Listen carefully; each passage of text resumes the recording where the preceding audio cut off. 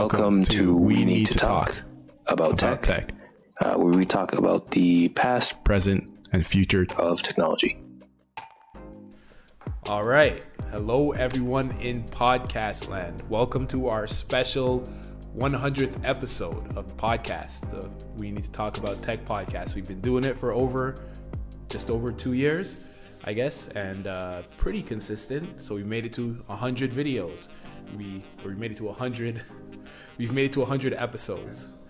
And so we thought, as a sort of celebration of making it to 100 and, I don't know, a milestone moment, we'd do a special 100 episode video, the first video podcast, maybe first of many, maybe the only video one that we end up doing.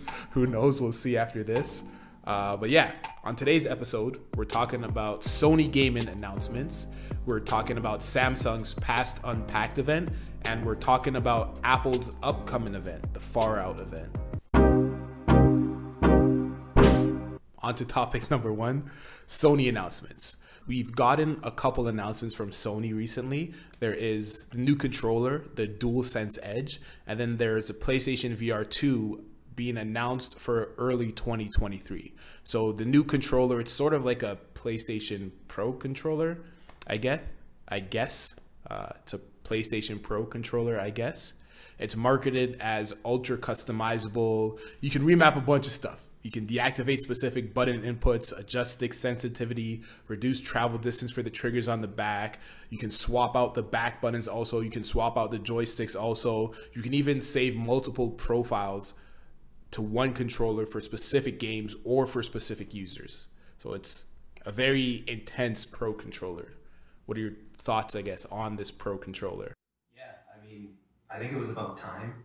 There was a while where for Sony and their controllers, you had the base models, and then if you wanted to get a Pro controller, you have to get it from a third party like Scuff. So the fact that they're actually doing it themselves now is huge. And like you mentioned, I think the standout features for it is the fact that you can remove the joysticks. So that's good for two reasons. One, obviously, there's another Pro controller out there with the Xbox Pro controller, and that controller allows you to change the height of the joysticks so that you can get a little bit more maneuverability, and you can do it independently from one another, obviously. So you can have one joystick that's taller than the other. This now lets you take out, you can do that, the same thing with this controller, but you can also take out the full joystick module just from like a clip at the bottom. You unclip it and then they pull out. And that's good because you can replace the joysticks, and they also announced that they are going to sell replacement joysticks. But then also it's good because you can now customize and get a little bit more control of your joysticks, which I think is huge, especially nowadays with all of the issues that Nintendo's been having with the Switch and Joy-Con drift. Valve, made it a point where it's very easy to repair or swap out the joysticks on the Steam Deck. I think that's something that's really in consumers' minds about if they're going to invest a lot of money into a controller, they want it so that it can be modular and you can pull it out and change it if you need to, so that you don't have to throw away the whole controller or spend a lot of money to get it repaired like you do with Joy-Cons right now. So that's huge, but it's a really cool thing from Sony. There's still no word on pricing. This is a very early look, but I imagine it will be quite pricey. And for people who still don't like the symmetrical stick lineup, I think Scuff controllers or there's other controllers out there that I think they might prefer, because this still keeps the standard DualShock layout where the two sticks are at the bottom, and there's no way to change that right now. So who knows, maybe in the future, Sony will and PlayStation will make a controller that you can customize to have offset sticks if you want to, but that's not available right now. But yeah, it's a cool thing from them. It was announced during Gamescom, and it still has a lot of the features of the original DualSense, so you still have the adaptive triggers, but you can now offset the adaptive triggers by changing how much travel the triggers have. So let's say, for example, you want to play like Destiny, which is now owned by PlayStation, and you don't want to have to pull the trigger all the way because reaction time makes it slower or whatever. You can set the trigger to depress just a little bit, and then it will activate the trigger. And you can set it to lock out, so when you press it, it locks out. I'm curious to see if that's the same tech as the DualSense, but they're just putting more tension so that it stops you from pulling further and also actuates quicker, or if there's some other kind of tech there where it will prevent you from actually pushing the button with like maybe a lock like traditionally. Yeah. So yeah, I don't know. It's the DualSense is already expensive. If they're not using the same tech to add to these features, but instead adding tech on top of that, I can imagine that this can get pretty pricey pretty quick. That's a good point. So you won't be getting one. Well, I don't have a PlayStation 5, so no. Along with announcing their new controllers, they announced the PlayStation VR 2 is coming in early 2023. So there's been a lot of talk about the VR headset. You know, we have a lot of stats about it. We know it's gonna have screens that add up to 4K. It's gonna be able to run at 90 or 120 hertz. It's supposed to have a 110-degree field of view. It's supposed to have foveated rendering. There's all this, you know, all these stats that we have for it, but we don't have an official release date, and we don't have a release price also. Now, recently we saw that, okay, Meta or Oculus, whatever you want to call them, Facebook, they raised the price of the Quest 2 from $299 to $399.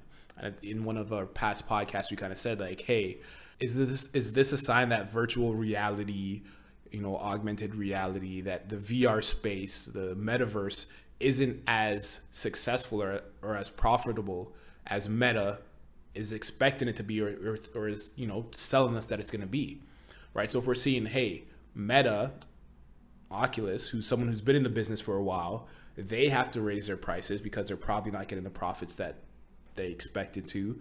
What does that mean for Sony, who, yeah, they have the PSVR 1, but they're not as entrenched in it as Meta is, as Oculus was. So one, what kind of prices are we going to see from Sony, and are they going to be as successful as, you know, as they're probably hoping that they're going to be? That's tough. I mean, I think they're going to be as successful as the PlayStation VR 1 was, which is not to the level of Meta, and I don't think Sony can get there simply because of two reasons. One, I think this is going to be more expensive than the Meta, even the new price that they have now with a $100 increase. I still think the PlayStation VR is going to be more expensive than that, probably around $500, maybe even $600. But also because in order to use it, you also have to have a PlayStation 5, which they also just raised the price of as well. So it's one of those things of the entry cost to a PlayStation VR is going to be more expensive, and it's going to be tethered, and you know, all of these different things that make the Oculus / Meta Quest 2 a much better option. Now, whether or not they're going to see it as successful, I think they are going to see it as successful because it is going to sell. People, you know, they can't even make enough PlayStation 5s as it is still, even 2 years later. So I imagine that people who have PlayStation 5s are going to run out and buy it, especially because we know that Capcom is making some more virtual reality, Resident Evil kind of gaming stuff. And I don't know about you, but anytime I hear about PlayStation VR 1, I always hear about Resident Evil 7. That's like the killer app that everyone talks about for it. So I imagine the same thing is going to happen with this. You know, there's a Resident Evil 4 remake coming, one of the most popular Resident Evil games. I think they've already announced that there's going to be a VR mode with that, as well as potentially even a VR mode with Resident Evil 8. And I think they also announced that that's actually playable right now, either at Gamescom or Tokyo Game Show. Oh, really? There will be a playable PlayStation VR with a Resident Evil demo of some sort there. The VR 2? VR 2, yeah. Really? For PlayStation 5. So, yeah, I think if those can launch day and date with the PSVR early next year, and most importantly, we said it on the podcast, if they can get Valve to have Half-Life Alyx ready day and date with the PlayStation VR, that will still be the easiest way for people to play that because you don't need a gaming PC. At the end of the day, PlayStation 5 is still cheaper than a gaming PC for most people. Yeah. So, yeah, I think that can level up the success, but yeah, it's going to be tough, especially nowadays. I think people are going to be pinching their pennies a little bit for what they're willing to invest in. And I think with the price of the Meta Quest 2 and what I'm assuming this PlayStation VR is going to launch at, there's going to be a lot of people who are going to say, you know what, maybe it's not for me. Yeah. But I still think it's going to be more than the original PlayStation VR. Wow.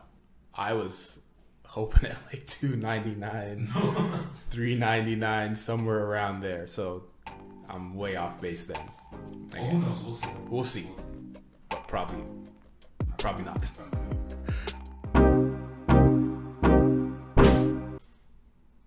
All right. Topic number 2. We're going to talk about Galaxy Unpacked, which happened a couple of weeks ago. They revealed a few new products. So mainly the Flip 4, the Fold 4, Buds Pro 2, and their watches, the Watch 5 and Watch 5 Pro. Now, kind of the main thing about the Flip 4 and the Fold 4, they have new processors, the Snapdragon 8 Plus Gen 1. Both have rails, bezels, and a hinge that's a little bit smaller compared to last year, which allows them to have bigger batteries compared to last year.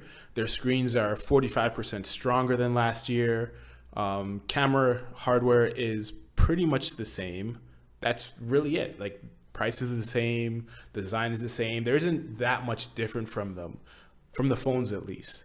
And I think that's kind of, it's a good thing, right? They've found out, okay, this is the form factor that works. This is the form factor that people like. And then instead of having huge changes year over year, they're now refining stuff, which I think is definitely a sign of how mature the foldable space is, at least from Samsung's perspective. But, you know, from the event, what do you think of the Flip 4, the Fold 4? Do you think they did enough, or did you want to see more? Were you expecting more from these devices? Definitely wanted to see more. I think that's the thing with what's going on with Samsung right now. I know there's a lot of people speculating there isn't enough competition in the fold space in the North American markets. And I think that's starting to show, because I honestly think these phones are super boring. Really? That's the thing. Like, it's a fold phone, right? It's supposed to be exciting. It's supposed to get people really interested in doing a brand new phone with a new style. It's kind of the new Note in a way. Mm-hmm. Whereas the Note used to be the phone that you got 6 months later with the more powerful chip, and it was more exciting and stuff like that. They're kind of making that the Fold, but the problem is, from the last Fold to this Fold, not a big difference. And yeah, I think a lot of people are really going to start to think, well, okay, we're hearing so much about durability issues with these foldable phones, and we're not seeing much confidence in the realm of, oh, we have got this brand new technology that is going to make sure that your screens don't crack. Now you're kind of just taking Samsung's word for it that, oh, the hinge is stronger, and oh, the screen protector is a little bit better and won't peel off by itself. Yeah, it's just not enough. I think they need to do something to really shake up the foldable market, like what Oppo did with their foldable phone, which is a really cool form factor where it was like kind of really small and squat. Or they need to do something to say, we have technology that's greatly better than our competition overseas, because it won't crack on you when you fold it 5,000 times, or it won't shatter when, you know, you drop it on the ground or something like that. Like, just some kind of durability.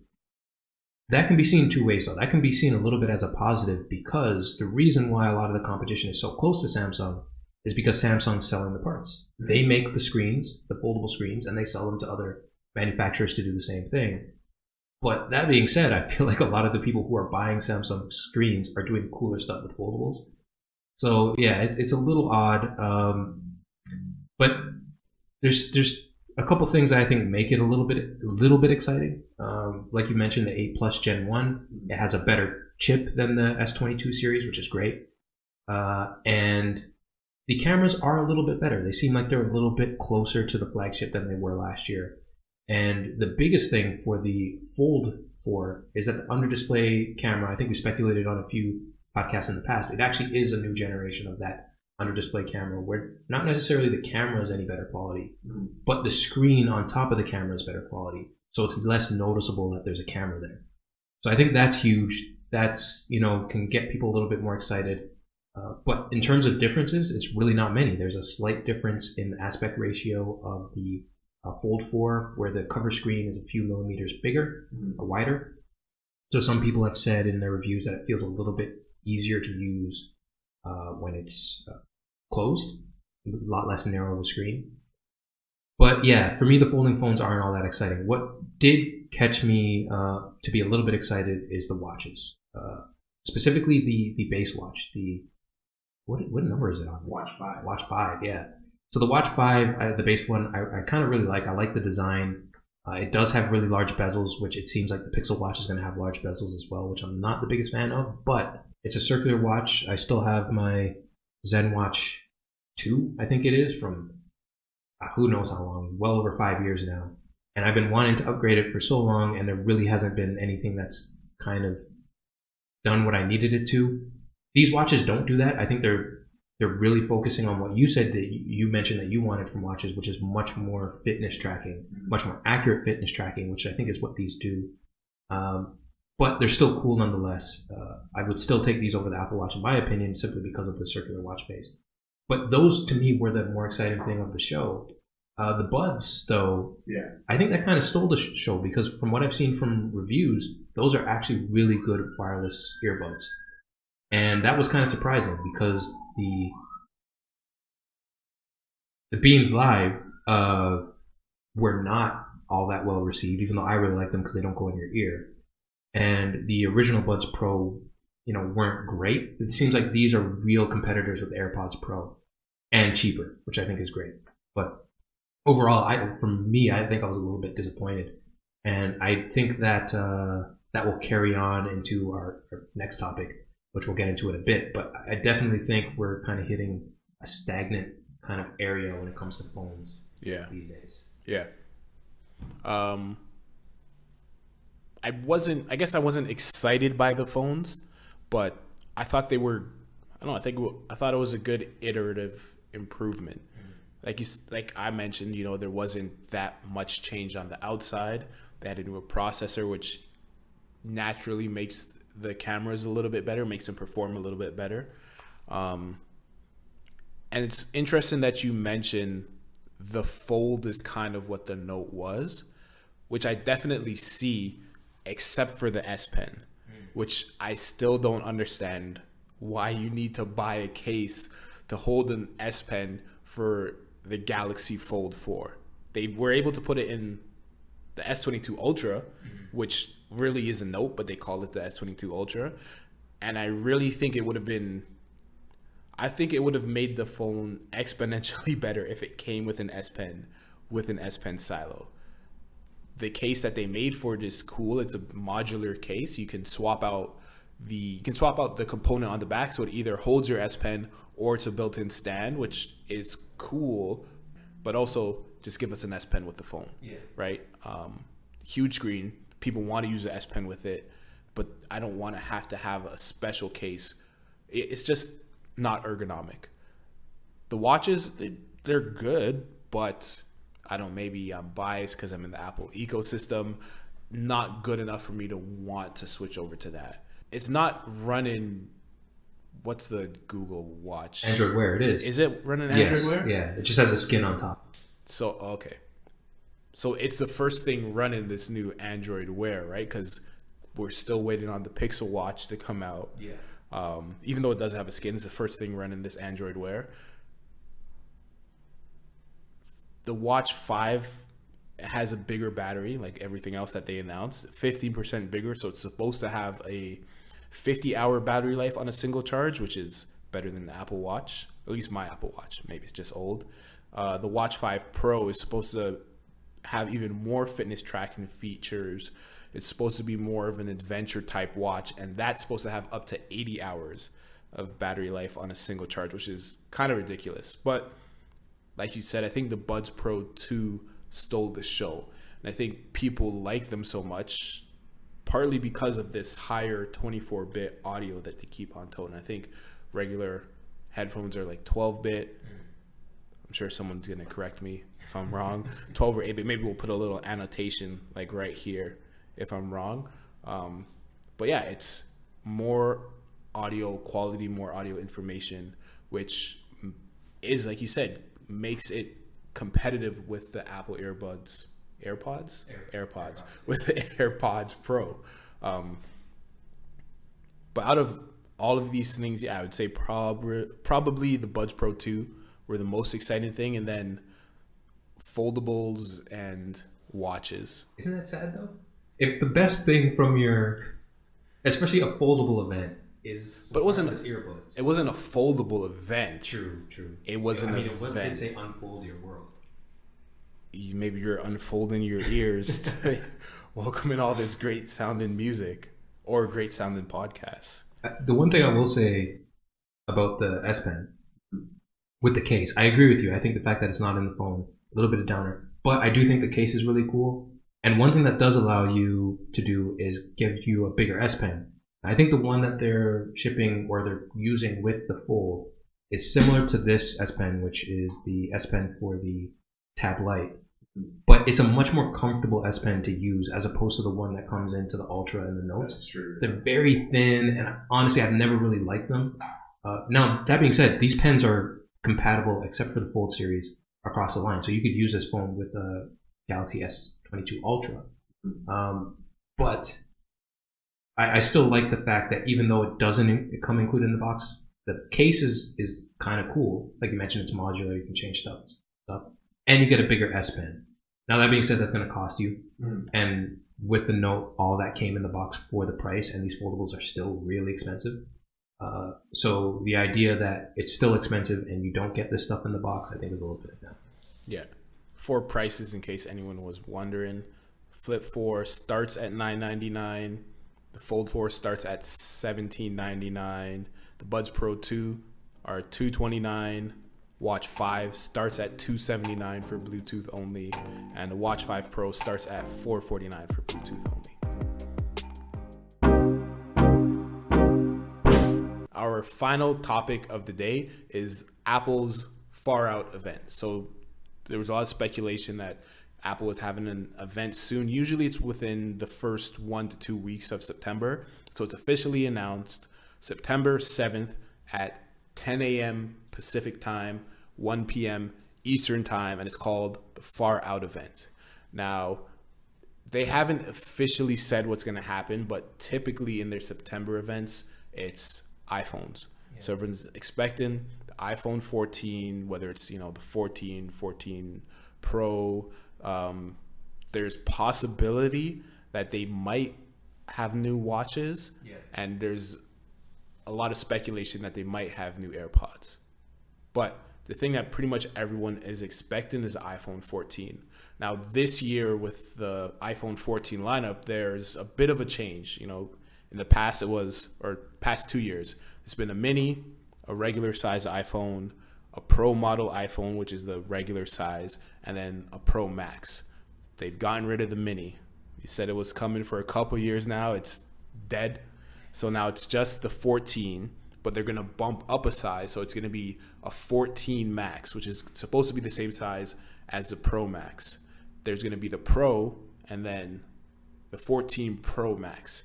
So now, whether you want a regular size phone, once again, or a Max size phone, you don't have to get a Pro model to get a Max size phone, which is something new for Apple.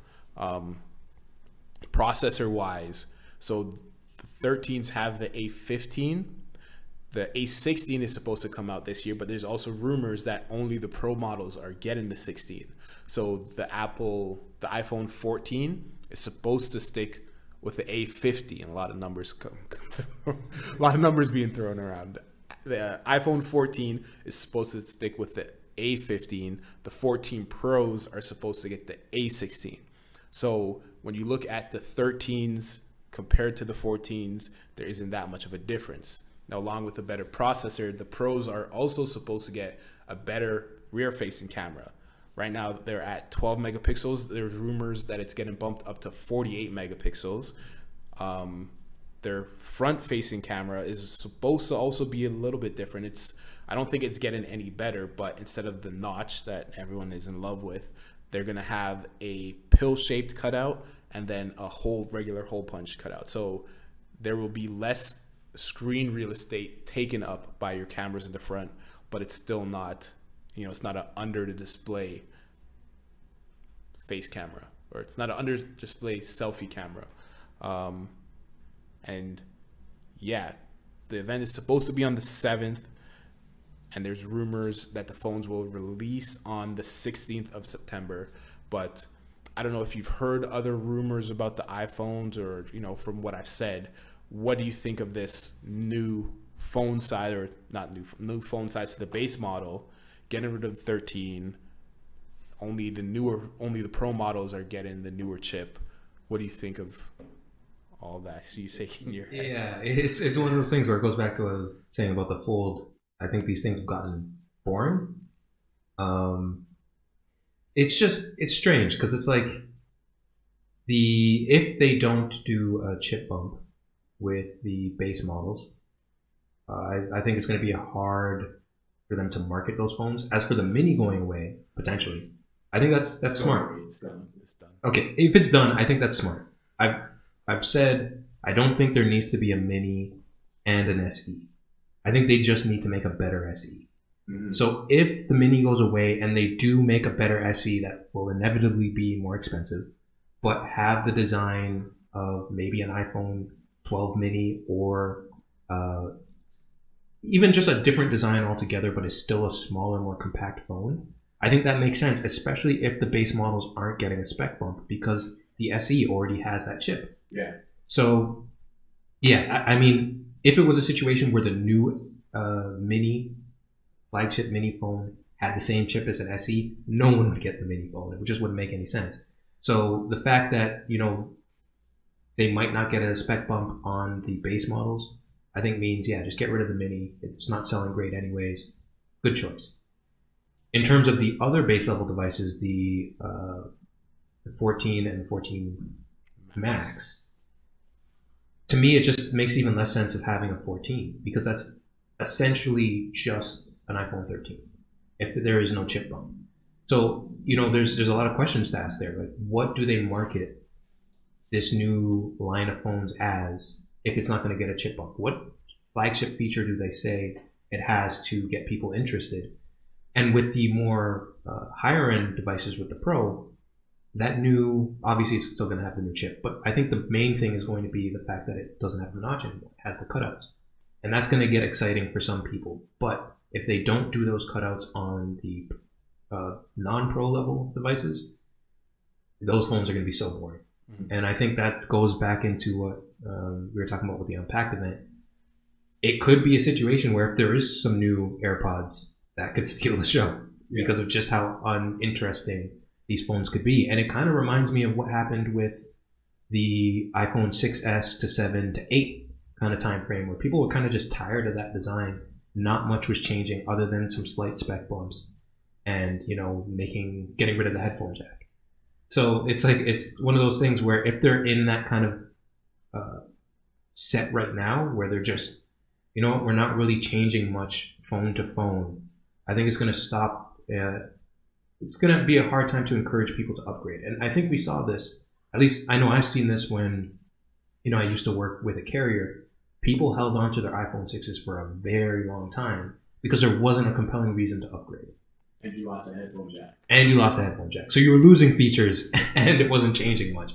So yeah, and people love the home button. So it's one of those things now where if they don't do something cool to make these devices seem better than they did in the past, and they're not bumping up the specs, I definitely think it could be a little bit of a boring kind of season for iPhones. But the watch, the Pro, I definitely think we could see a Pro version of the watch. Mm-hmm. What that means, I don't know, because the new watch that they just released is already, I mean, they've done whatever they could with it. They've had the same design since the original Apple Watch. They can't really make the screen bigger because it already goes over the edges now. And I think it looks great. I think the new watch looks great. For the design, I still think a circular design would be much better. But for the design they decided to stick with, I think it looks great. So I don't know what a Pro Watch would do to make it more interesting, but that could be the thing that steals the show if they bring it this year. It's supposed to have a bigger screen, bigger battery, more durable. I guess like a different sort of glass on the front, so it's more scratch resistant. It's supposed to have a titanium frame, but the thing that hasn't been rumored or that hasn't been confirmed, none of this has really been confirmed, is what the processor is going to be. Because I think for maybe like the past 3 years, they haven't changed the processor in the Apple Watch, surprisingly.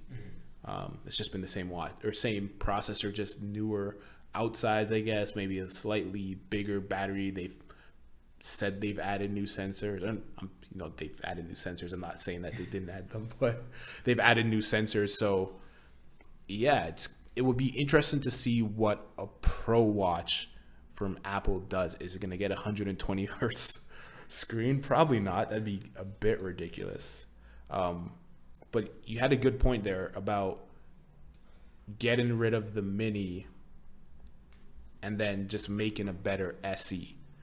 Maybe they're getting rid of the Mini now so that all of the people who do love the Mini, there's Mini loyalists, not many, which is why it's being canceled. Yeah. But there are people who like the 12 Mini, the 13 Mini. Maybe, okay, you get rid of it for this cycle, and then next year when you come out with the SE, you finally update the design because it's on the iPhone 8 still, which is very outdated. Yeah.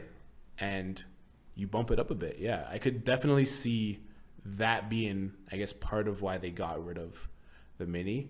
And I think it'd be very exciting. I think a lot of people would like, I'd be interested in something like that, right? A 14, or not, actually wouldn't call it a 14 SE. It would just be the new SE, but with the same sort of design language as maybe the 14 or the 12, or they're all the same. But I'm sure they will switch the camera orientation around. I don't know what they'll do next, because it was vertical for the 12, now it's diagonal. Maybe they'll go opposite diagonal, or maybe they just horizontal. Maybe, yeah. Plenty of options for them. They'll do something with the cameras. But I guess other than the iPhones and the watch, not that much excited. Now, people are speculating about prices because we don't know the prices for these. We were listening to a podcast before. Someone said $699 for the 14. They're thinking, Apple's going to drop the price because it's essentially the same phone. No, Apple's not doing that. If anything, they'll raise the price, giving you the exact same phone. My prediction, I think the 14, the base model, is going to stay at $799, the same price as the 13. I think the 14 Max will be $899, and then the 14 Pro will be $999, which it is right now, and the Pro Max will be $1099, which it is now. So I think, especially the way Apple likes to have their different pricing ladders where everything is sort of in an ambiguous position price-wise, I think it fits perfectly right between the 14 and what the 14 Pro would be. I mean, I wouldn't be surprised if the Pro devices, specifically the Pro Max, goes up in price. Because now that there's a base level Max, I think that gives them the ability to maybe even, remember when they first brought out the Pro and the Pro Max, the Pro and the Pro Max were different phones. To the point where the original Pro, I think it was like the 12 Pro, was so similar to the original 12, just the normal 12, that people were like, well, don't get that phone. There's no point to it. Yeah. And I could imagine them doing something similar here where the Pro level device is interesting for people who want that, but the Pro Max is a significantly more flagship device, because if you just want the bigger phone, you could just get the regular Max non-Pro, and get it for that cheaper price. But now this Pro Max device is going to be their super flagship, going to be similar to what maybe Samsung does with their Ultra series or even their Fold series, where there's so many features packed into it that it is significantly more expensive than what we've seen in the past, maybe $100, maybe even $150 more. And I think that coincides with the rumors of potentially even a Watch Pro, because like I mentioned, the last watch I think is a really good device. Like, the screen looks great. It's big. It's edge to edge. It looks very modern. But a Pro device, I could imagine them focusing a lot on the health stuff. They get a lot of good press about, oh, my watch saved my life, doing some stuff. So, what if they do things where, can monitor stuff like blood sugar, blood pressure? Obviously they already do the oxygen levels and stuff like that. If they just cram more of these health features into the watches, which is what Samsung is also trying to do, I could see them pairing these two flagship devices, the Pro Max and the Watch Pro, as these devices that cover everything you need and do all these cool features that you might not use every day, but are stuff that no one else really does in the market, and allows them to charge extra for that. Because if you just wanted the bigger phone or you just wanted the nicer watch, those products already exist for you. They're already at the price you expect them to be. This is only for the people who want the biggest and the best. But that's just speculation. I don't think that's a guarantee that they'll do that, but I think there's a pretty good chance that we could see these Pro devices be kind of expensive. Yeah.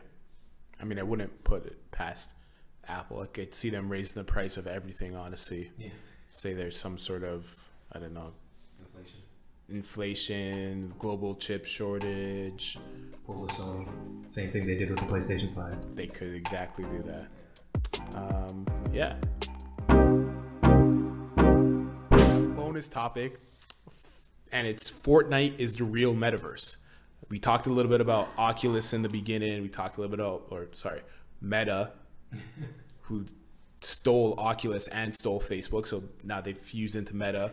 They're building the metaverse. I think, Horizon is what Zuckerberg calls his metaverse platform. But we've said it before, and we'll say it again. I'll say it again. Fortnite is the real metaverse. We're saying this right now when Dragon Ball Z is the featured collaboration that Fortnite is doing.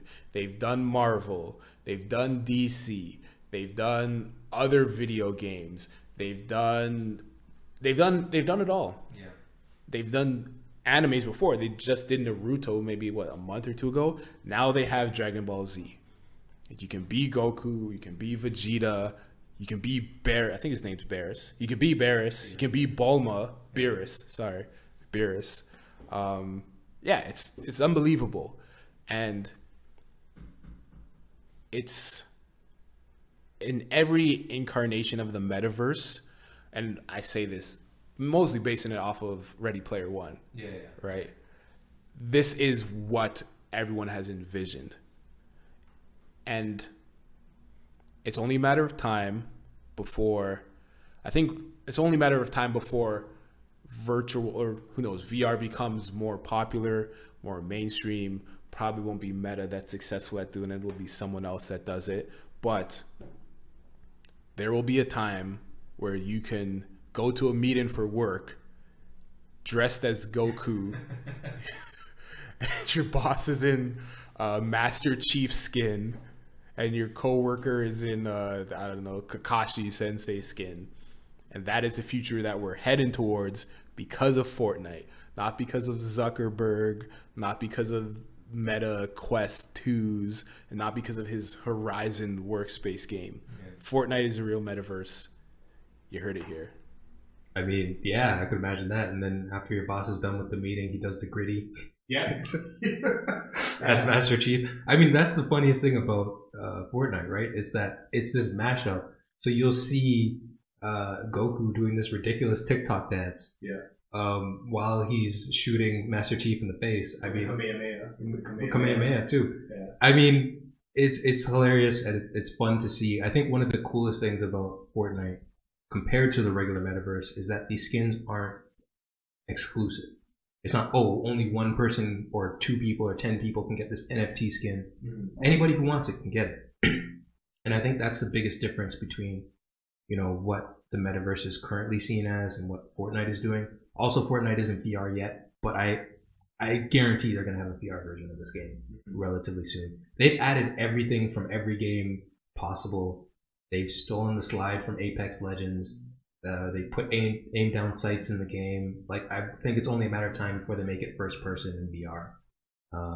And I think when that happens, it's definitely going to be one of the main places for people to hang out. Be your best skin, or your favorite skin. Go to the hangout zone, which they have many of, where you can do all these activities and go to concerts and stuff like that. That already exists in the game. Yeah. I mean, this past year, I think they had concerts for a bunch of bands that I didn't hear of, I've never heard of, and then also Tones and I had a concert there. These things are constantly going on, and like you mentioned, the skins. Not only did they put in Dragon Ball Z just a couple weeks ago. They got Destiny this week, and then Patrick Mahomes as well. So it's like, it's one of those things where they just don't stop. It's like you think they have everybody, and then someone new comes about. It's they keep on finding new people. Yeah. I think part of why it's so successful too, along with the crazy amount of collaborations that they do, is that it's a fun place to be, and it looks good. I heard in a podcast recently this week that Mark Zuckerberg just has bad taste. Because if you look at Horizons, it doesn't look good. Yeah. And people don't have legs, and everyone's a polygon, and they kind of float around. And it's like, at least if you're going to make a metaverse, make it look aesthetically pleasing. Yeah. So that, okay, if it's not fun, at least it's nice looking. Or if it's nice looking and maybe it's not fun, that would be a different story. But it's not fun. So people don't want to be there. They don't want to just hang out there. And it almost like hurts your eyes playing in this space. And it's not like they would need to, I feel like it's not like they would need to put that much into it to make it better looking. I mean, if you look at Facebook or Meta, Facebook, whatever you want to call it, compared to the size of Epic Games, I'm sure they have enough money to find some better, I don't know, to find better people to make it look better. Yeah. But it's almost like they want it to look as bad as possible.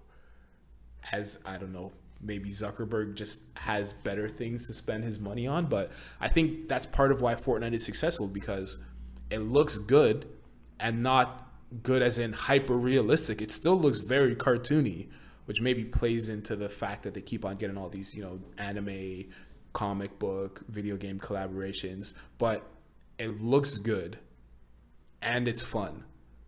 So if you want to hang out with someone, or coworker, or friend, family, you're going to go somewhere that's fun, first of all, as opposed to somewhere that's not fun. Yeah. You're also going to go somewhere that looks good, that looks, you know, better on your eyes, as opposed to somewhere that doesn't look good. And you're also going to go somewhere where you can go dress as your favorite characters, as opposed to somewhere where you can go dressed as a skeleton. I mean, even then, I think there's potentially even Roblox, which is bigger than both of them, that people are probably going to say, no, this is the real metaverse, Roblox. I mean... And then Minecraft as well. I think there's going to be... There's so many things that are better than Meta Horizons right now. Yes. That are actually trying to be a metaverse. Yeah. That it really feels like there's no way. No way. Yeah. They're trying too hard and very unsuccessful. Any closing statements? I actually just want to give a shout out if anyone hasn't checked out the new, it's such a long name, the Dodge Charger Daytona SRT Banshee. It's a Charger electric EV vehicle. And you can let me know if you heard this, but it's a vehicle that has exhaust, an electric vehicle with exhaust, and when you rev it, it sounds like a prowling cat. I've heard the exhaust. I just want to know, what was your impression of? Were you so happy that there's an electric car with an exhaust that apparently is going to be just as loud as a Hellcat? And did you think the sound was as ridiculous as I did? So for the loudness, I think I saw somewhere let's say an airplane. If you're on the runway for an airplane, I think the decibel level is like 130. Mm-hmm. This car is supposed to reach 120. I heard it. I don't mind the sound. Okay. I actually don't mind the sound. I think it sounds, kind of all right, but it's also, I think the video was recorded on someone's phone, and I was listening through my speakers, so like who knows what it sounds like in person. That's true, yeah. I don't think it's crazy. I wouldn't buy it. But I don't think it's crazy because if you look at who they're targeting, Dodge is a muscle car company. Yeah. They make, muscle cars with thousands of horsepower. They make with like 700 horsepower in them. Their people want power. They want to feel power and they want to hear power. you're not going to hear power with an electric vehicle. And I think if you're a company that is traditionally combustion engine muscle, American muscle, and you're trying to convert people to electric, it's going to be hard to say this is a fast car. Yeah. But it doesn't sound fast. But it is fast. But I know you're used to, the growling of the engine. So I think as a way to get people to adopt earlier, or to convince people who are maybe sitting on the fence, is like, you're used to a fast car sounding fast. We're giving you a fast car that sounds fast. Never mind, it's a fake fast sound. But it's going to sound really fast, and it's going to be really fast. So, okay. I'll agree with you with one thing. As a muscle car, I think it's definitely the coolest looking EV. They talked about how they don't need it to be the most efficient car in the world. That's not what they're going for. They want to cater to their fans. And judging from what I'm hearing from a lot of people who love the Charger, love the Challenger, they like this car. And they like the fact that it makes sound that's very, very loud. I just don't know why they went with a prowling cat. I think they could have done maybe something a little bit closer to a V8. But still, the fact that it is coming from actual exhaust and like air coming through potentially, and not just speakers, I think is really, really cool. And I wouldn't be surprised if we kind of see a lot of electric cars copy them. It's just the sound. I don't know. But overall, the cars are really cool. On the subject of sound also, there's a lot of car companies, my car actually does this, that will pump up the sound inside the cabin for your engine. So like, I'm sure there's people out there that are driving a car that don't even know that their car is doing that right now. And they're like, oh, wow, this car sounds amazing, but it's your speakers doing a lot of the work. But maybe there will be an update later on where you can change the sound from a prowling cat to a V8. Or maybe you can change it to, I don't know, like a DeLorean sound, or maybe even like a, something from the Millennium Falcon. Or that. Yeah. Anyways, take it easy, everyone in podcast land. Catch you in the next episode.